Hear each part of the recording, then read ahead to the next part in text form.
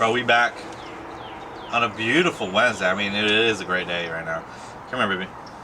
Come here, baby. It's okay. Come on. Oh, we're back on a beautiful Wednesday. I got my dog. Got Willow with me. It was actually a great day. Here, sit down. It was actually a great day. Let me think what happened.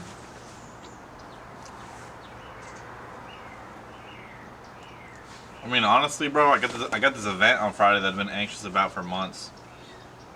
But the closer I get to it, the more the better I feel. Like I'm like pretty well prepared for this event, and I realize it's gonna be fine. Cause like when I showed my bosses, when I told everyone about it, they're like, "Oh yeah, that's perfect." And I showed them the space, so I'm not too worried anymore. Like I just went, me and my coworker went to the store. We got all the supplies needed. It's a great.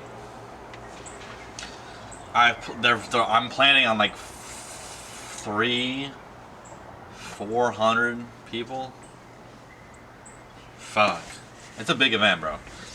Anyways, so yeah, dude, I think the closer I get, the more comfortable with it. But what I was thinking about today, well, so then my boy Jam called, and good things are happening in his life, and it's almost like there's just people in your life that you know is supposed to be there, because or like you know is on the right timing, because for some reason, like all these people in my life that it's like everybody's up, like everybody in my life is having good things happen to them or blessings coming their way, or we're all kind of learning the same lessons at the same time. It's almost like we're in the same like spiritual class, but in different ways. Like you know, I might dibble and dabble in this way. And it's like weird. Everyone's like, the way they conceptualize the situation is all different, but like it seems like we're all coming to the same conclusions. And so I can do nothing but thank God, bro. I'm like, you helping the boys out too? You helping everybody out for sure. And so I don't know. I was just expressing a ton of gratitude today, especially now when I just went on a walk with Will after I got home from work, where it's just like holy shit, this guy's a freak of nature. And for the longest time, I would get stuck in this thing where it's like I have all these grand ideas and I build up all these mountains, but I never execute on any of them because once again, like I've already seen the finish line. So I'm like, what's the point of going, right? Or like it was really just scared of being bad at shit and not knowing that it was like really that. But for the longest time I would just have ideas. And even now I do have a lot of ideas and I don't execute on them. But now it's like there's no shame for that. It's like, yeah, bro, that's literally how it is. Like having ideas is a good thing. Like having, you know, if I'm at this point and I reach a decision tree where it's like I can go in any of these directions, like thinking about all the directions is actually a good thing, though. And whether I acknowledge it or not, I'm still taking steps forward, even if I think I'm in some sort of analysis paralysis. I mean, I'm still doing stuff in that day, or I'm still having thoughts, which then may lead to another you know, group of thoughts, which then lead to another group of thoughts, which then finally lead to an action and an execution that resonates with me. Like something that resonates with me enough where it's like, I'm gonna execute on that. Like this YouTube channel, right? And so, analysis paralysis is in terms of like, what should I do? It's like, I'm always walking forward. Even when I don't think I'm walking forward, me not thinking I'm walking forward is part of the stepping stone. Like, going through periods of doubt and going through periods of like depression, or going through periods where you're not really doing much, where you're just kind of like relaxing, that's still walking forward, because my mind and body are telling me that I need to rest because I'm getting prepared to get launched into something else, right? It's like the only thing that is shaming me, like, is my ego. It's like the ego is and I may have talked about the ego in a negative light. It's not, dude. The ego is a great guy, whatever. Great girl, whatever. Great thing, great psychological mechanism, right? Because it protects you and it gives you certainty. But the drawback of that is that it's attempting to give you certainty in a very uncertain world, and trying to give you control in a world that, like, you're trying to feign control and give you a, like we're not, there's no, the control is a fallacy, like it's a lie, like it's a mirage, right? And so it's a good thing in certain ways and it protects you, but it's bad in other ways where it's the very thing that is holding you back. It is the very thing that needs to be retaught, because now it has all these limiting beliefs. Or it's like, you should feel shame for not going to the gym today, or you should feel shame because you ate unhealthy, or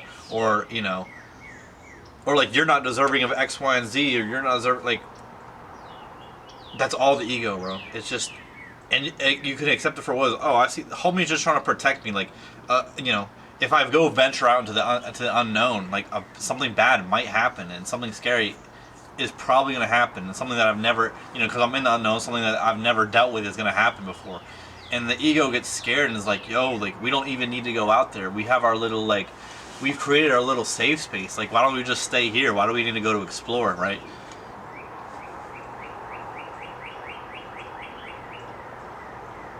But the ego is built over time, and like a child doesn't necessarily have that ego, that protection. That child is gonna put his hand on the stove and be like, damn, that shit's hot, and pull back quickly, right? Like the child is gonna go like draw something, even if it's like terrible. They don't have a perception of what terrible is, and so they're just gonna draw the thing. They're how they feel and what they do is like 1 and 2. It's like, oh, I think, therefore I do. Like, but they don't think about thinking, right? Like, as a child, you're just kind of like, oh, I just want to draw this, or I just want to like sing this, or I want to just do this thing, right? I'm gonna, or a full role play with all your like action figures and your toys, and you're having this big war in your room, right? With all your toys, it's like, oh, what's that word, bro? It's like, there's not like a lag period. It's like think, do. But as you get older, the space between having an idea and executing that idea gets further and further, because now you're stuck with all this endless possibility of you can make any decision, or it's just like the pros and cons and weighing things out, and is it safe, is it not, is it risky, whatever it is. And so it's really getting back to the kid where it's like, I don't even think about these videos. I press record, boom.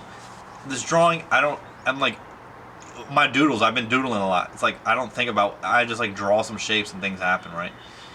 I think all this is to say that, like, I think your ego wants to control this, and it doesn't want you to believe that you're always walking forward and you're always exactly where you should be. And it's like, feeling terrible is okay, and when you feel terrible, right? It's not feel terrible and then feel shame for feeling terrible. Like that's the ego, like playing, doing its little dance, right?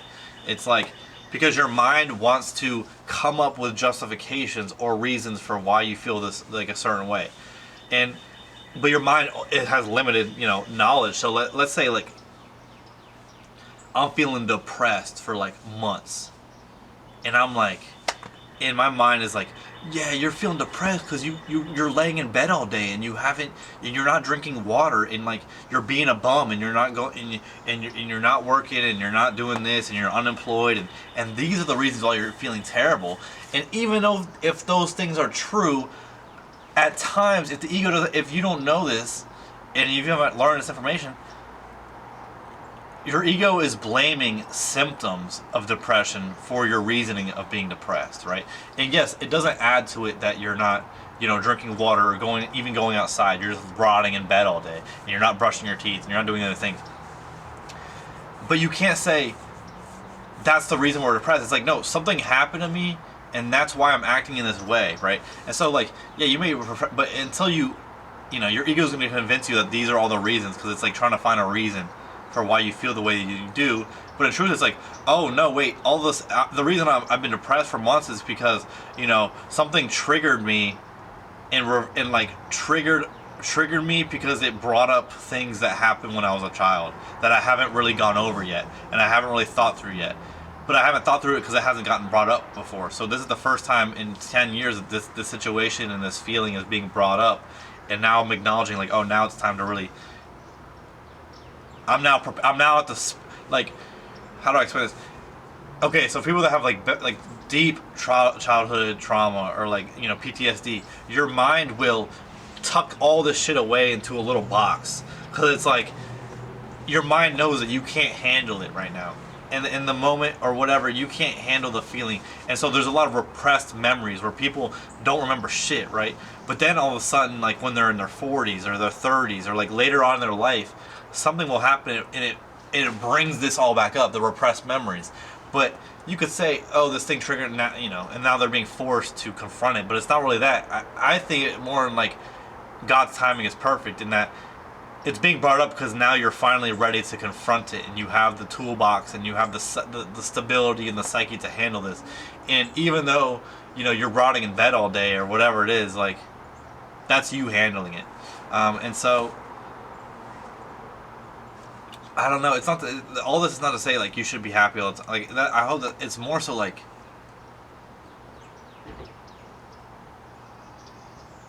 whatever you're feeling or doing in the moment, feel and do that thing in the moment. If I'm eating, I'm eating, and that doesn't mean I'm on my phone. That doesn't mean I'm multitasking. It's when I'm eating, I'm eating. When I'm walking, I'm walking. When I'm hanging out with Willow, I'm hanging out with Willow. When I'm sad, I'm sad, and when I'm angry, I'm angry.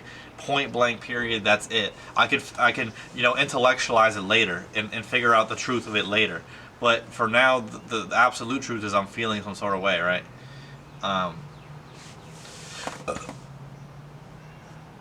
Did that Lady Gaga and Bruno Mars song stuck in my head? And I don't know. I just want to, like, I'm just so, like, I feel so blessed, and I want to just give so much. Like, I just want to give everything. All my money, I just want to give it away. Like, just give it to people. Like, I love giving, like, I love paying for shit. I love that Julianne was like, hey, can you pay for my nails? When beforehand, we'd never even had this, we would never even, like, do money like this at all. But it was after, like, you know, her trying to save money for college, and I started sending her money. She was like, oh shit, what the fuck, my boy, my man's got that shit like that. And so, like, yeah, I, like, just, if I'm so blessed, like, I want to give to her, and like for her to ask me, you know, pay for my nails, or hey, I'm making a reservation, there's a deposit for this reservation in Miami here, you pay for it. Of course, I have, bro, God's blessed me with exactly what I need and more. It's, I don't know, I feel very grateful. And I don't know. It's like the ego is the thing that needs to be in check. It's going from, like, if I went from I feel so grateful and like I'm so proud of myself, and like, you know, God has blessed me in this way, and like I'm so, like, I'm a rich man, like, whether it's whatever it is, but like I have a dog, I have a house, I have a girl, like I'm a rich man. The ego is when I take that, and my teenage self will take that and make this grand proclamation, like, I'm blessed. I'm proud of myself. Oh no, I'm a freak of nature. I'm literally a god. Like, I'm the best. I'm the greatest of all time. Like, that type of shit. And I need it. That is something I'm, like, actively working on, because I talked to you guys about this yesterday. That kind of thing is triggering to Julianne, and I talked about how I wanted to talk to her so badly, bro. She was at the gym, but like after she got out, we just talked on the phone. And we just apologize to each other. Like, here's where I messed up. Here's where I messed up. Here's what we're gonna do in the future. Like I'm sorry. Like, the reason I did this was because of the, you know, this part of me, and whether it matters or not, whatever. But it's just like when you have a partner like that, where it's nothing that happens will, like, shake you off. It's like, oh, we're mad at each other for like 10 minutes, and then we're like, oh yeah, that was my teenage self, and that was your teenage self. They were just bickering about some bullshit. Like, I love you, bro. You know, no matter, I don't give a fuck. Like, I love you no matter what. And so I'm blessed in that way, right? Like, dude, I'm blessed to have Julianne. I'm blessed to have Jamil. I'm blessed to have Daniel and all these friends and all these opportunities and ability to go on trips and just the ability to sit here and record this video after I work, right? And it's like,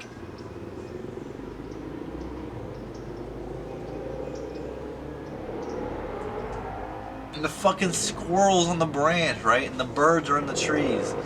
And within my 5 foot vicinity, there's probably a whole ecosystem of bugs and ants, and it's like he's everywhere. God's everywhere. The universe is everywhere. There's consciousness, there's energy. Like, I for sure know that trees are conscious. Like don't even get they definitely be breathing. I think there was a study that was done on this type of, I don't know. I'm not like, first of all, why is it, how, like, not good or it's like, why is tree hugger like a derogatory thing? Like, or like a thing with like negative connotation. That you like fuck with the trees and you don't want the trees to be torn out. Like, I don't know what the origin of it is. I would imagine it's just like hippies and the hippies taking acid in the 70s were like, after they took some acid, they got real spiritual and realized the importance of the earth and the beauty of the earth, and they were like, damn, bro, we're cutting down these trees, and these trees are full of living creatures, right? I can imagine that. I don't know why it's really a bad term, though, to say someone wants to hug the tree. I don't know if you guys have ever been real anxious and hugged a tree, but it's very grounding. It's a very grounding. Especially if you're barefoot, like in the dirt or the mulch. Oh, actually, don't be barefoot in mulch. That shit fucking hurts. Whoever came up with mulch is a freak of nature. Like, whoever started that, crazy. Alright, let me see how much time I have left.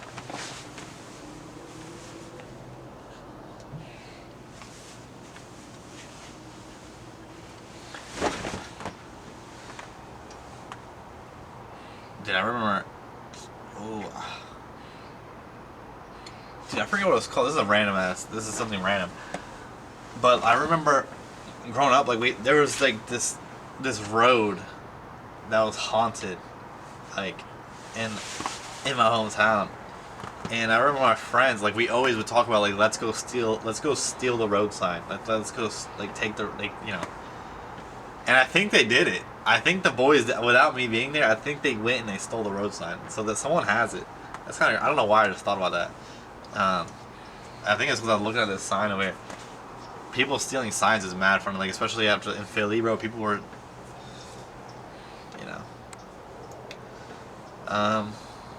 Other than that, yeah, man, life's blessed. I mean, I talked, that family member I was talking about that I was having a hard time, like, interacting with, that I didn't want to interact with because of, like, whatever politics. Yeah, we rekindled. We're fine, bro. We had a nice time. I'm excited. I get to see my parents on Friday.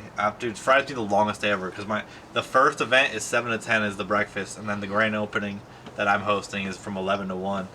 But I gotta get there at like 6, set up, and then after that drive across the state to drop off my dog to my parents' house, and then wake up Saturday morning and drive to Miami. It's gonna be, dude, Friday is going to be the most hectic day ever, but when I get to my parents' house, I'm gonna sit there and be very, like, oh my god. I can't wait to feel how, like, relieved I'm gonna feel when it's all over, when the event's done, and when it's just, I don't know, I'm excited. But anyways, y'all, in Miami, me and Julianne will be, I'm not gonna miss a day. There's no way I'm gonna miss a day. So we're gonna record some videos. Imagine if I don't miss a day, bro, at all, ever. I'm literally gonna be like Norden Chat, bro. Norden Chat was posting like twice a day, bro. Phase rain. Anyways, y'all, I think that's enough for me today. I think the timer's about to run out. I love you all. Guys, girls, gays, queers, they, them, these are. Any, y'all. Everyone and anyone. I love you guys. And I will catch you tomorrow on a beautiful Thursday. And so have a good rest, y'all, Wednesday afternoon.